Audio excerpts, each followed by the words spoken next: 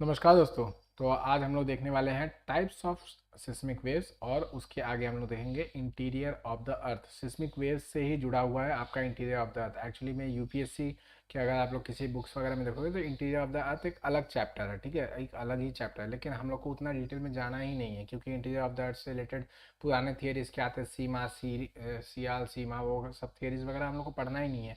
क्यों? क्योंकि यूपीएससी में अब वो सब क्वेश्चन नहीं आता। अब interior of the earth depending upon the seismic waves के बेसिस पे जो क्वेश्चन आता है वही आता है, उसके सिवा और कुछ नहीं आता। अब ये नहीं कि पुराने पुराने थियरीज पूछेंगे जो कि वैलिडेटेड भी नहीं है, जो कि फेक मतलब गलत थियरीज प्रूफ हो चुके, तो उनको वापस से पूछा नहीं जाने वाला, ठीक है।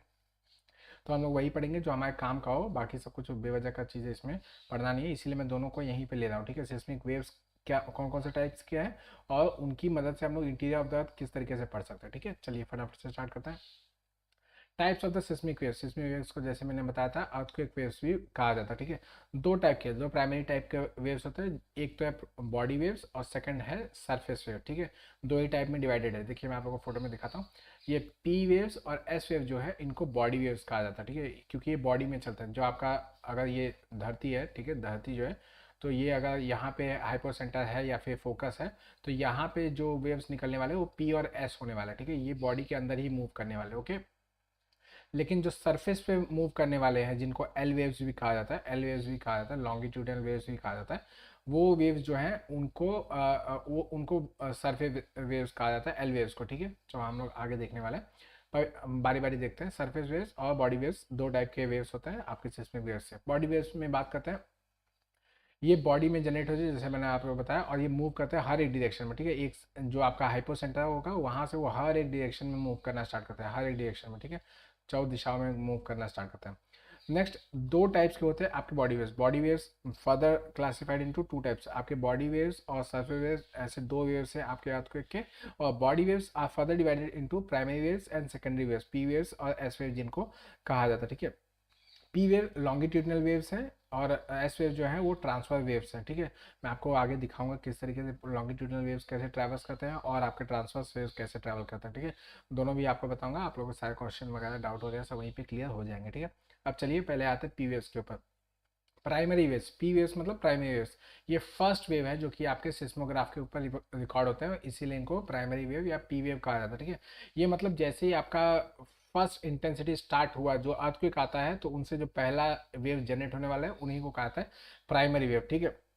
इनकी स्पीड बहुत ही फास्ट होती है, ये एक्सेप्शनली फास्ट होता है, मतलब इतने ज़्यादा फास्ट होता है कि लगभग ये एस वेव से 1.7 टाइम्स या फिर 2 टाइम्स ज़्यादा स्पीड में भागते हैं। मतलब अभी अगर आप लोग ने अगर अगर जस्ट आप जहाँ पे बैठो वहाँ पे पी वेव आ जाए, तो आप लोग के पास इतना समय होगा कि आप यहाँ से निकल के बाहर भाग जाए, अपने जगह से निकल के बाहर भाग जाए। हाँ, ये बात अलग है कि आप 100 मंजिला इमारत में रह रहे हैं तो फिर दिक्कत हो जाएगी, ठीक है। तो निकलने में थोड़ा समय लगेगा और बिल्डिंग गिरने के चांसेस भी बढ़ जाएंगे, okay.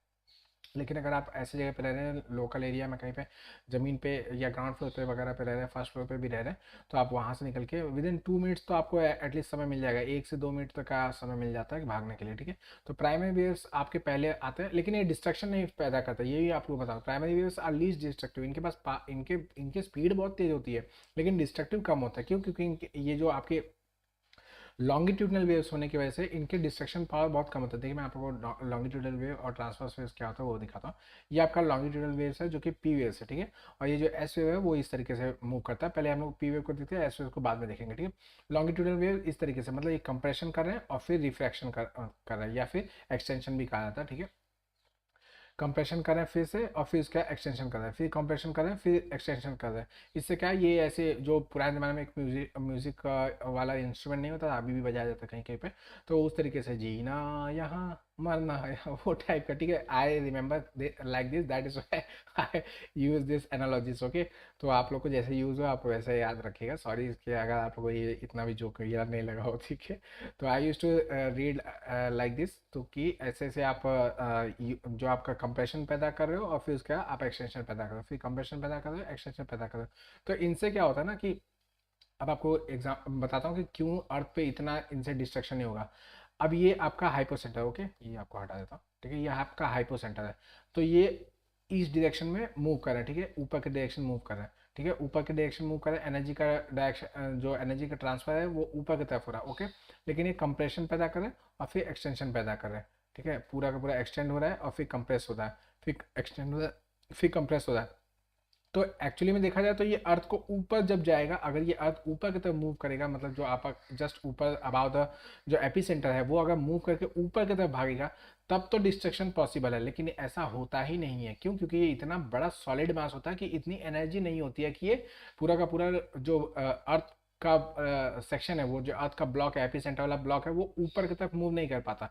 That is Y energy जो है वो यहीं पे डेसिपेट हो जाती है, और इनके वजह से फर्दर नए क्या बोलते हैं वेव्स पैदा होते हैं, जिनको एल वेव्स या सरफेस वेव्स वगैरह कहा जाता है। होप करता हूँ मैं आप लोगों को समझा पा रहा हूँ अच्छी तरीके से कि अगर ये मूव करते वक्त कंप्रेशन और एक्सटेंशन जो हो रहा है, इस प्रोसेस को अगर मूव करते वक्त ये ऊपर का जो आपका ज़मीन है उसको स्ट्रेच करके ऊपर फेंक दे, मतलब ऊपर की तरफ ऐसे स्ट्रेच कर दे और फिर वापस से कंप्रेस कर दे, तब तो डिस्ट्रक्शन पॉसिबल है। लेकिन ऐसा हो ही नहीं सकता, क्यों? क्योंकि ये बहुत बड़ा मास ऑफ द अर्थ है, जिसको हिला नहीं सकते इतनी आसानी से। दैट इज़ वाई इनके वजह से ये यहीं पर डेसिपेट हो जाता है, इनकी एनर्जी यहीं पर डेसिपेट हो जाती है, और यहाँ पे जो रॉक्स होते हैं उनके अंदर एक नया क्या बोलते हैं वेव तैयार होता है, जिसको सरफेस वेव या एल वेव्स वगैरह कहा जाता है। उसके बारे में आगे पढ़ने वाले, ओके। तो ये पी वेव्स है। पी वेव्स जैसे मैंने आपको बताया, ये लॉन्गिट्यूडनल वेव्स है, इनको कंप्रेशनल वेव्स भी कहा जाता है और प्रेशर वेव्स भी कहा जाता है, क्योंकि प्रेशर पैदा कर रहा है ना और कंप्रेशन पैदा कर रहा है। दैट इज वाई इनको प्रेशर वेव्स और कंप्रेशन वेव्स भी कहा जाता है, ठीक है। इनके वजह से मटेरियल्स के अंदर अलग अलग मतलब स्क्वीजिंग होना और फिर उसके बाद स्ट्रेचिंग होना, ये हो रहा है, ठीक है। स्क्वीजिंग हो रहा है, स्ट्रेचिंग हो रहा है, स्क्वीजिंग हो रहा है, स्ट्रेचिंग हो रहा है, ठीक है। ये पी वेव्स की वजह से। नेक्स्ट आपके आते हैं इनके और भी क्या, ये लीस्ट डिस्ट्रक्टिव, जैसे मैंने आपको बताया ये लीस्ट डिस्ट्रक्टिव है, क्योंकि इनकी मैंने आपको बताया कि ये ज़्यादा मूवमेंट नहीं कर पाते, तो that is why they are least destructive. और इनका जो मूवमेंट है वो अप एंड डाउन वाला डायरेक्शन है, जैसे मैंने आपको बताया कि ये ऊपर की तरफ भागते हैं ना, तो ये ऊपर नीचे ऐसे ऐसे कर रहे हैं, ठीक है। ऐसे नहीं, इनका मूवमेंट एक्चुअली ऊपर नीचे वाला है, ऊपर पहले जाएगा फिर नीचे आएगा, फिर ऊपर जाएगा फिर नीचे आएगा। दैट इज वाई इनका वर्टिकल जो मूवमेंट है, इसकी वजह से अर्थ पे ज़्यादा प्रॉब्लम हो नहीं पाता, ठीक है। ये सारे के सारे मीडियम से ट्रैवल कर सकते हैं आपके, जस्ट लाइक लाइट, जैसे लाइट होता है उसी तरीके से सारे के सारे मीडियम से ट्रैवल कर सकते हैं। Denser the medium faster the इनका स्पीड है, ठीक है। जितना डेंस होगा मीडियम उतना उनका स्पीड बढ़ता जाएगा। जैसे सॉलिड्स में सबसे ज़्यादा स्पीड होगी, फिर लिक्विड्स में उनसे कम होगी, और फिर गैसेस में उनसे भी कम स्पीड होगी, ठीक है। ये जब एटमॉस्फेयर में एंटर करते हैं तो साउंड वेव्स का वेव फॉर्म ले लेते हैं। ये सब इतना कुछ याद रखने की जरूरत नहीं, इनकी स्पीड क्या है वो आप लोग को याद रखना तो याद कर सकते हैं। प्रिसाइज स्पीड वगैरह क्या है, क्रस्ट में कितना होगा, मेंटल में कितना होगा, वो सब आप लोग को याद करना तो याद कर सकते हैं। इतने भी फालतू के क्वेश्चंस वगैरह यूपीएससी ना प्रीलिम्स में पूछेगा ना मेंस में पूछेगा, ये आपके लिए फिलर्स है, ठीक है। फिलर्स का मतलब आप मेंस के अंदर ये सब लिखेंगे, हाँ इनकी स्पीड कितनी है, ये इतना स्पीड से भागते हैं ऐसे वैसे, तो एक अच्छा एक इम्पैक्ट पड़ेगा एग्जामिनर के ऊपर कि हाँ इसने इन डेप्थ पढ़ाई की है, ये नहीं कि ऊपर से बस कहानी सुनाया जा रहा है मेरी तरह कि बस ये ऐसे जाएगा लॉन्गिट्यूडनल है, ट्रांसवर्स करेगा, ऐसे करेगा वैसे करेगा, वो सब नहीं। यहाँ पे आपके फिलर्स की तरह काम करेंगे तो आपके मार्क्स गेन करने की प्रोबेबिलिटी बढ़ जाएगी। नेक्स्ट, सेकेंडरी वेव्स या एस वेव्स, ये क्या है? सेकंड वेव्स है या सेकंड वेव्स है जो कि सिस्मोग्राफ पे रिकॉर्ड होने हैं, that is why they are known secondary waves या एस वेव्स, ठीक है। ये ट्रांसवर्स वेव्स है, जैसे मैंने आपको बताया कि ट्रांसवर्स वेव्स है, यहाँ पे आपको पता है कि ट्रांसवर्स वेव्स है। जैसे आपके वेव्स वगैरह ट्रैवल करते हैं आपके रिवर वगैरह में, रिवर में तो इतने कम वेव्स आते हैं, लेकिन आपके ओशन वगैरह में, सीज वगैरह में जो वेव्स आते हैं वो इसी तरीके से आते हैं कि ऐसे ऐसे ऐसे ऐसे up and down anticline syncline वाला जो सिस्टम होता है वो ये फॉलो करता है। तो इसमें जो वाइब्रेशन ऑफ द पार्टिकल्स होते हैं वो इस डायरेक्शन में होता है, पार्टिकल्स का वाइब्रेशन इस डायरेक्शन में हो रहा है, ठीक है। ये देखिए, ये आपका इस वक्त आपका एपिसेंटर यहाँ पे है और जमीन यहाँ पे है, ठीक है। ये आपकी जमीन है, ठीक है। ये आपका जिस पे आप रह रहे हो वो यहाँ पे है, और ये आपका एपिसेंटर या फोकस, सॉरी फोकस यहाँ पे है और यहाँ पे एपिसेंटर, ठीक है। तो इसको हम लोग एक्चुअली में देख कैसे रहे, इस तरीके से, ठीक है। आप वर्टिकल डायरेक्शन में ऐसे ऐसे मूव कर रहे हैं, ठीक है, ऐसे ऐसे मूव कर रहे हैं, ठीक है। होप करता हूँ आप लोग को समझ में आ रहा है कि ये ऐसे आप लोग भले देख रहे हैं, लेकिन ये एक्चुअली में मूवमेंट कैसा हो रहा है आपका ज़मीन के अंदर से लेके आपके ज़मीन के सरफेस तक, तो ये इस तरीके से मूवमेंट कर रहा है आपका जो, अगर वर्टिकल डिस्प्लेसमेंट देखा जाए तो पार्टिकल का मूवमेंट इस तरीके से हो रहा है, पार्टिकल का मूवमेंट इस तरीके से हो रहा है, ओके। ये वाइब्रेशन ऑफ द पार्टिकल्स है, ठीक है। और direction of the transfer of energy तो सेम ही रहेगा, ऊपर की तरफ डायरेक्शन में मूव कर रहा है, ठीक है। तो ये क्या ट्रांसफर वेव से शेयर वेव से, और ये ट्रस्ट क्रेस्ट एंड ट्रस्ट वगैरह बनाते हैं। ये पी वेव्स के मुकाबले ज़्यादा डिस्ट्रक्टिव होते हैं, लेकिन ये हाइपर डिस्ट्रक्टिव नहीं होते हैं। हाइपर डिस्ट्रक्टिव आपके एल वेव्स होते हैं, वो क्यों होंगे वो भी मैं आपको बताऊंगा।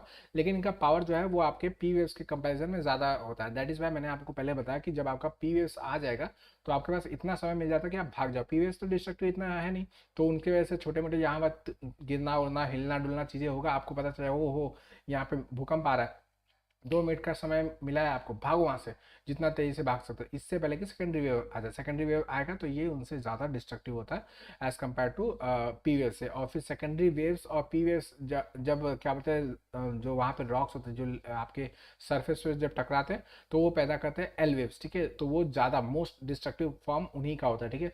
ये पी वेव से ज़्यादा डिस्ट्रक्टिव है लेकिन एल वेव से कम डिस्ट्रक्टिव है, ओके।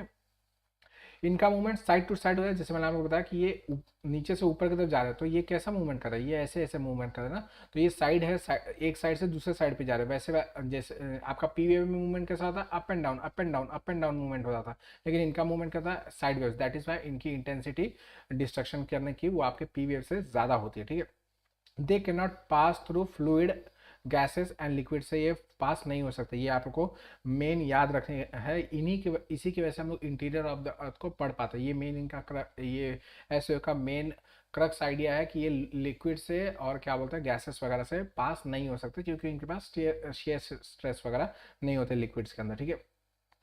बाकी इनकी वेलोसिटी जो है वो आपके पी वेव से रेड्यूस होती है, जैसे मैंने बताया, क्योंकि वो फर्स्ट आ जाना उनका मतलब पी वेव्स का फर्स्ट पहुंचना ही ये सिद्ध करता है कि इनकी स्पीड जो है वो सेकंड है, मतलब सेकंड, और ये 2.2 टाइम्स लगभग पी वेव्स इनसे स्पीड है, ठीक है। नेक्स्ट है सरफेस एल वेव्स। जो आपके पी वेव्स और एस वेव्स आएंगे, बॉडी वेव्स जो आएंगे वो आपके सरफेस पे जब टकराएंगे तो वो नए तरीके के वेव्स पैदा करेंगे, जिनको एल वेव्स या लॉन्ग वेव्स कहा जाता है, या लॉन्गिट्यूडनल वेव्स वगैरह भी कहा जाता है। लॉन्ग वेव्स या एल वेव्स भी, इनको लव वेव्स भी कहा जाता है, ठीक है। ये भी याद रखें, एल ओ बी प्यार मोहब्बत कोका कोला वाला लव वेव्स भी कहा जाता है, कि सरफेस वेव जो है वो एल वेव्स भी कहा जाते हैं, और उनको लॉन्ग वेव्स भी कहा जाता है और लव वेव्स भी कहा जाता है। इनका एक और टाइप है जिनको कहा था रेले वेव्स, ठीक है, वो भी मैं आप लोगों को बताऊंगा आगे, ठीक है। तो अभी आप लोग बस इतना याद रखिए कि इनको लव वेव्स भी कहा जाता है, सरफेस वेव भी कहा जाता है, एल वेव्स भी कहा जाता है, लॉन्ग वेव्स भी कहा जाता है।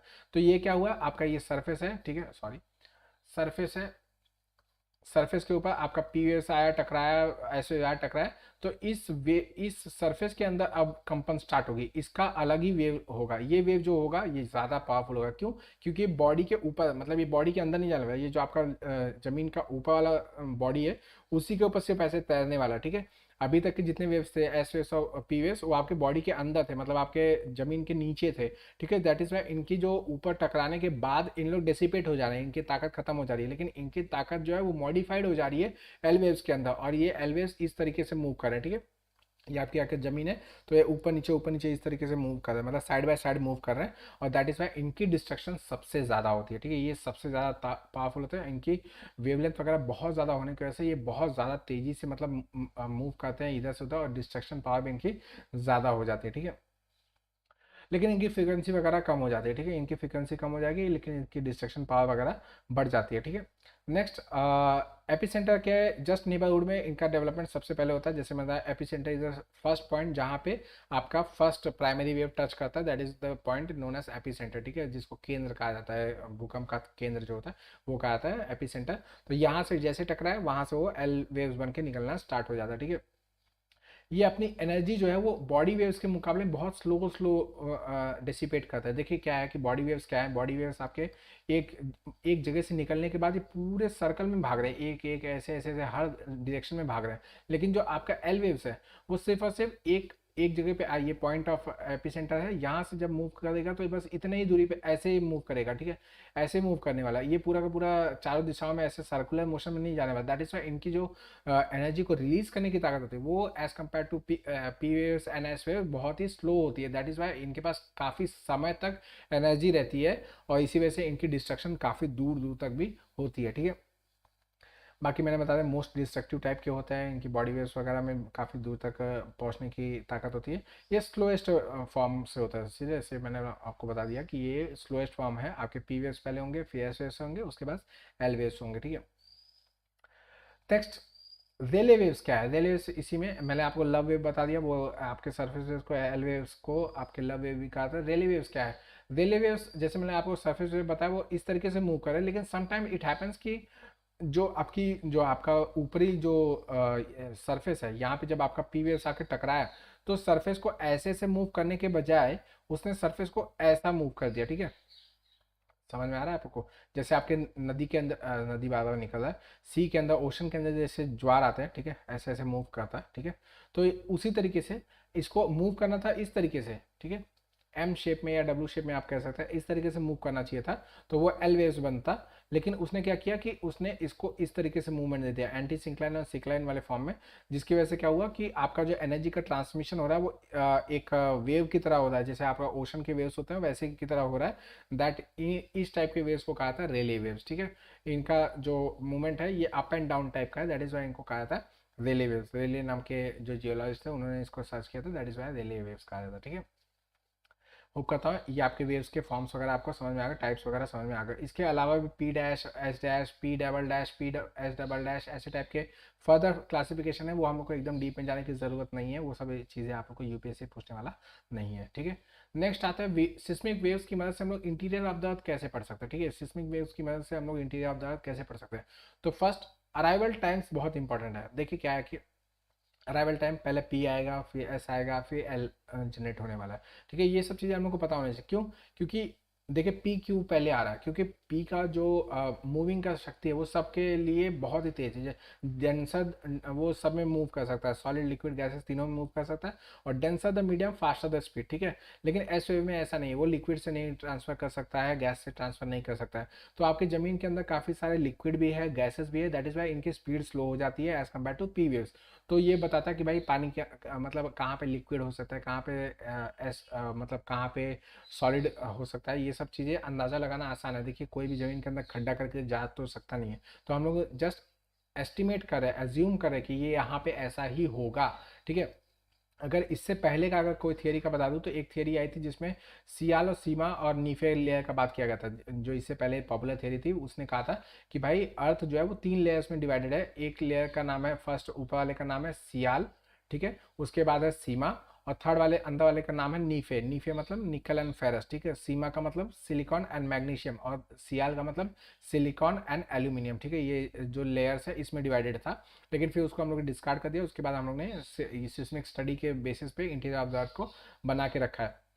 इसके अलावा रेरिफेक्शन होगा, स्ट्रेसिंग होगा, ये सब बहुत सारे ऐसे ऐसे रीजन हैं जिनके चीज़ें हैं जिसकी वजह से सिस्मिक वेव्स जो है अपना डायरेक्शन चेंज करेंगे, ठीक है?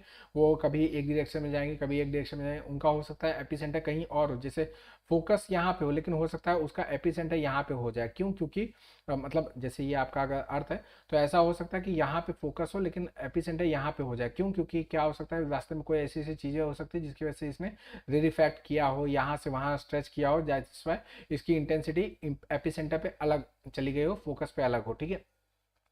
This is the way we study seismic waves का इंटीरियर कैसे करना है। अब थोड़ा और डिटेल में आते हैं कि क्या हुआ था, स्टोरी कैसे चलती है। शैडो जोन के बेसिस पे हम लोग डिसाइड किया कि पी वेव्स और एस वेव्स क्या होता है। देखिए फर्स्ट फॉरमोस्ट चीज़ जो मैंने आपको बताया, ऐसे जो है वो लिक्विड में से, गैसेस में से ट्रैवल नहीं कर सकते। गैसेस के बारे में हम लोग बात नहीं करेंगे क्योंकि अर्थ के अंदर कोई भी गैस वगैरह ऐसे कोई स्ट्रक्चर बना के नहीं रखा है कि हाँ ये एरिया गैस का है, वो ठीक है? वहाँ पे लिक्विड्स है या तो सॉलिड्स है, ठीक है? तो हम लोग ने उसको ध्यान में देखा। अब मैं आप लोगों को एक डायग्राम दिखाता हूँ जो कि आपके एनसीईआरटी में दिया हुआ है, आप लोग देख सकते हैं, ठीक है? क्या हुआ कि जो चीज़ें यहाँ पे लिखी हुई है वो चीज़ें को यहाँ पे पढ़ के बताने से अच्छा मैं यहाँ पे डायग्राम में समझाना ज़्यादा बड़े पसंद करूँगा, ठीक है? ऐसा हुआ, हम लोगों ने नोटिस किया कि वर्ल्ड के किसी भी हिस्से में अगर अर्थक्वेक आ रहा है तो उसका माइन्यूट हम लोग रिकॉर्डिंग धरती के किसी और हिस्से में कर सकते हैं। I am really sorry Dhakal वगैरह आने के लिए, सॉरी, ठीक है? अगर कोई एक जगह पे एक कोई पॉइंट है जहाँ पे एपिसेंटर है तो वहाँ से just opposite of the earth में, जैसे समझ लीजिए अगर फर्ज कीजिए कि इंडिया के जस्ट ऑपोजिट में अमेरिका है, ठीक है? तो अगर अमेरिका में भूकंप आता है तो उसका ट्रेमर्स हम लोग इंडिया में यहाँ पे रिकॉर्ड कर सकते हैं, सिस्मोग्राफ में रिकॉर्ड कर सकते हैं। काफ़ी माइन्यूट होगा लेकिन हम लोग रिकॉर्ड कर पाएंगे। लेकिन ऐसा देखा गया कि बहुत सारे ऐसे रीजन है जहाँ पे हम लोग रिकॉर्डिंग के लिए सिस्मोग्राफ रख भी रहे हैं तो भी हम लोग को वहाँ पे रिकॉर्डिंग नहीं मिल रही है। उनके भले आसपास ही कहीं पे ट्रेमर आया हो, हम लोग जानते हैं कि हाँ यहाँ पे ट्रेमर आया है, अर्थक्वेक आया है, लेकिन उसके हम लोग ने क्या बोलते हैं रिकॉर्डिंग हम लोग को नहीं मिल पा रही है। तो ऐसे रीजन को कहा था शैडो जोन।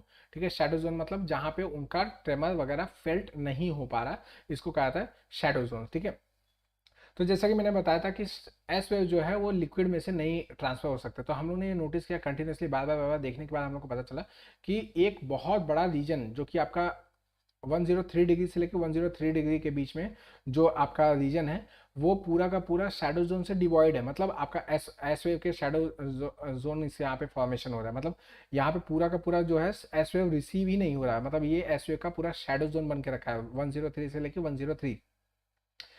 जो आपका एपिसेंटर है उसके जस्ट ऑपोजिट में हम लोग ने अगर देखा तो वहाँ से 103 और 103 का जो आपने अगर डिग्री माप के देखा तो वहाँ पे हम लोग को पता चला कि भाई पी वेव्स आ रहे हैं, एस वेव्स भी आ रहे हैं इन दोनों के बीच में, लेकिन इसके ऑपोजिट सेक्शन में जो ऑपोजिट रीजन है वहाँ पे ये नहीं आ रहे। ठीक है, तो 103 से लेकर 103 का जो रीजन है इसको नाम दिया गया एस वेव का शैडो जोन। मतलब ये जो आउटर कोर वाला रीजन है, जो आउटर कोर वाला रीजन है वो डेफिनेटली लिक्विड स्टेज में है। अगर वो लिक्विड स्टेज में ना होता तो यहाँ से एस वेव को जाना चाहिए था, लेकिन एस वेव यहाँ पे रिफ्रैक्ट कर गया और वापस चले गए। ठीक है, इन लोग वापस से रिफ्लेक्ट करके बाहर चले गए, वापस से अपने एपिसेंटर की तरफ चले गए, लेकिन ये यहाँ पे या फिर यहाँ पे एब्जॉर्ब कर लिए गए, लेकिन ये इससे आगे पास ऑन नहीं हो पाए। That is why we deduce कि कोर का जो आउटर रीजन है, आउटर कोर जो है वो आपका लिक्विड फेज में है। ठीक है, लिक्विड फेज में क्यों है, क्योंकि यहाँ पे एस वेव जो है वो सारे के सारे एब्जॉर्ब हो जा रहे हैं, गायब हो जा रहे हैं, और इनके वजह से एक बड़ा सा एस वेव का शैडो जोन बन रहा है। That is why we name it as S wave का shadow zone. And outer core region को हम लोगों ने डेजिग्नेट किया कि it is in a liquid state. ठीक है, नेक्स्ट ये आपका एक हो गया कि आउटर कोर हम लोग को पता चल गया भाई आउटर कोर लिक्विड स्टेज है, लेकिन इनर कोर कौन से स्टेज में है। तो हम लोग ने पी वेव का शैडो जोन मापा।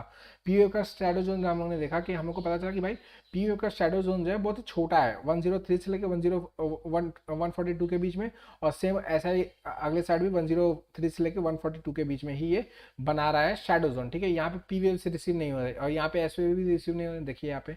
ठीक है, यहाँ पे भी आप लोग देख सकते हैं कि आपका एस वेव भी रिसीव नहीं हो रहा है, यहाँ पे भी आप देख सकते हैं। ठीक है, तो एस वेव रिसीव नहीं हो रहा और पी वेव भी रिसीव नहीं हो रहा। तो इससे ये पता चला कि भाई पी वेव ने बाहर का जो लिक्विड लेयर था उसको तो क्रॉस कर लिया, जो आउटर कोर था उसको क्रॉस कर लिया, लेकिन उसके अंदर फिर फर्दर रिफ्रैक्शंस हुए हैं। उसके फर्दर रिफ्रैक्शंस की वजह से ये अपने डायरेक्शन को, पाथ को चेंज करने पे मजबूर हो गया। वापस से समझाता हूँ, साइंस का बेसिक नियम है, जब कोई भी एक क्या बोलते हैं वेव जब प्रोपोगेट करती है एक मीडियम से दूसरे मीडियम में तो वो अपना डायरेक्शन चेंज करती है। ठीक है, ये आप लोगों ने देखा होगा रिफ्रैक्शन ऑफ द लाइट वगैरह, आप लोगों ने एक्सपेरिमेंट्स वगैरह भी किया होगा, पानी के अंदर पेंसिल डालने पे पेंसिल कटी हुई लगती है, ये सब चीज़ें आप लोगों ने एक्सपेरिमेंट की होगी, नहीं की होगी तो अभी करके देख लीजिए। तो हम लोग को पता चला कि भाई जो पी वेव है वो अंदर जाने के बाद एक बार रिफ्रैक्ट यहाँ पे हो रहा है और फिर फर्दर एक रिफ्रैक्शन उसके अंदर आ रहा है, जिसकी वजह से ये पी वेव का दो शैडो जोन यहाँ पे बन रहे हैं, जो कि 103 से लेकर 142 के बीच में दोनों तरफ बन रहा है। दैट इज वाई हम लोग ने इसको कहा गया कि भाई पी वेव का एक जो शैडो जोन बन रहा है, तो इसका मतलब ये है कि भाई अंदर जो है अंदर दो रिफ्रैक्शन हो रहा है। मतलब एक तो लिक्विड मीडियम है और सेकंड मीडियम सॉलिड मीडियम होगा, क्योंकि गैस तो वहाँ पे हो नहीं सकता, तो सेकंड मीडियम जहाँ पे सेकंड रिफ्रैक्शन हो रहा है तो वो है सॉलिड मीडियम। ठीक है, that is why we propagated कि अंदर जो इनर कोर है वो तो आपका सॉलिड है और जो आउटर कोर है वो लिक्विड मीडियम है। This is how we deduce कि कोर का रीजन किस तरीके से है। ठीक है, तो इतना आप लोग को समझ में आना चाहिए कि हम लोगों ने इंटीरियर ऑफ द अर्थ किस तरीके से डिड्यूस किया depending upon by the help of seismic waves. ठीक है, चलिए इतना आप लोग का इस वीडियो में था, अगले वीडियो के लिए वेट कीजिएगा, तब तक आप लोग से मुलाकात करता हूँ, तब तक ऐसे पढ़ते रहिए। थैंक यू वेरी मच, चलिए बाय।